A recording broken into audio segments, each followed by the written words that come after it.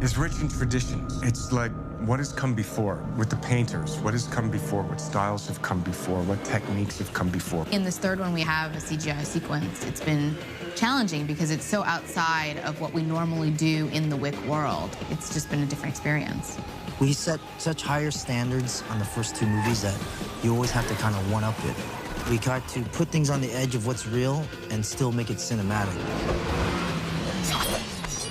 There are a lot of influences in the film, and one of the things that I saw a picture called Villainous, and it turned out that Chad had seen it. Villainous was a great film, great action movie, great Asian cinema, and they had a great motorcycle sequence in it. And it's been the first film in a while where me and my stunt team were impressed, like, oh, that was a really cool idea. We're like, well, we don't want to copy it, we don't want to do this. We're like, you know what?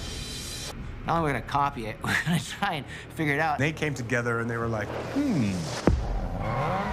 On the first John Wick, we had an extremely limited budget. Most of what we did, practical and long takes, is because we simply couldn't afford a second camera. And at the time, they came from a very limited budget too, and they did something that was fresh. It was new. It was a new way to kind of shoot this bike chase.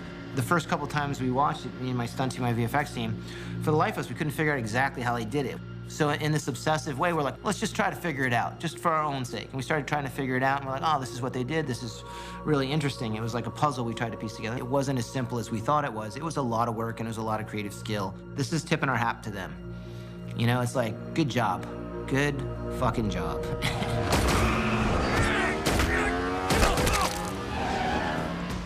It's our first full CGI action sequence. This is probably one of the most complicated visual effects sequences I've been involved in, purely from a choreography standpoint. It's so different than what we normally do. There's more of a partnership with stunts and visual effects than people know.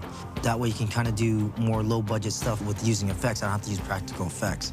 So I think that's an important partnership in terms of action filmmaking now. And you can kind of get these kind of amazing shots you couldn't do practically. They designed this motorcycle sequence that involved live action and in the moment, and then working in a computer-generated space. When you do that to try and make it look real, that's the challenge. Like, how do you get the vicissitude?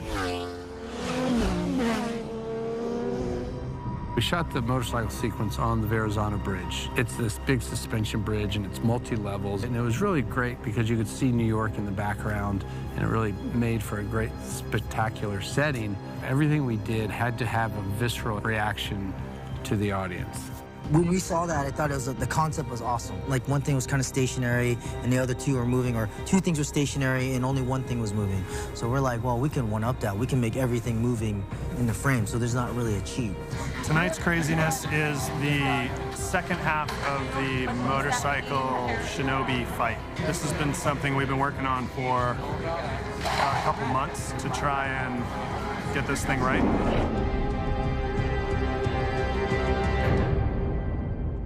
The stunt team worked out the choreography first. That was super important. You have to get the fight beats working, and then everything else will come after that. Then you start working on cameras. And then, of course, you have to adjust the fight because you want to make sure the camera looks at the right thing at the right time. We did yet another test of that where we shot it on green screen. And we realized that what the stunt team had been working on actually wasn't 100% the right size by about a couple of feet per lane. Yeah, over there. Well, a couple of feet per lane is a big deal. We redid the whole thing, but that was 2 days of shooting that we spent doing just the layout to make sure we could do it. And from that, we discovered there were certain things that were working really well, certain things that actually didn't work quite well. But the good thing is it taught us timing, and it taught us what the choreography really, truly needed to be. And so the stunt team did an incredible job of making sure that all that stuff really, really worked. Once we had that, then we were ready to actually do the action.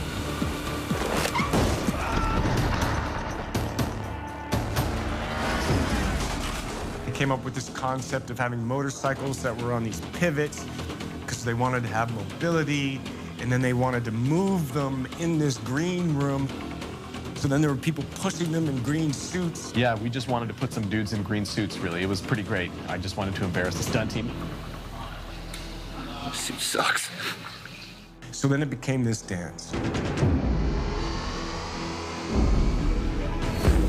It's like dance choreography. There's movements. There's a language of movement that we have to, you have to play to. The choreography is so interlaced between the guys pushing the bikes, the actual fight choreography, and the camera move.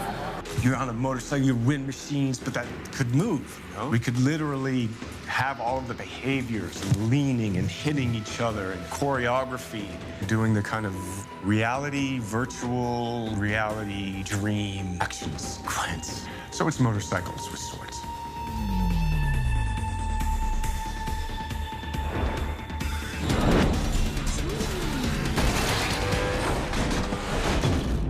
Chad Stahelski is extremely relentless, but that's how you get what you want in this business, right?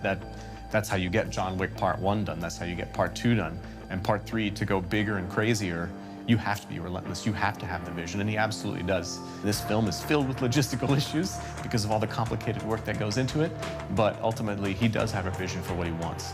And, you know, he works with everybody to make sure that that vision is achievable. I love working with Chad, and to be able to keep telling these stories is great.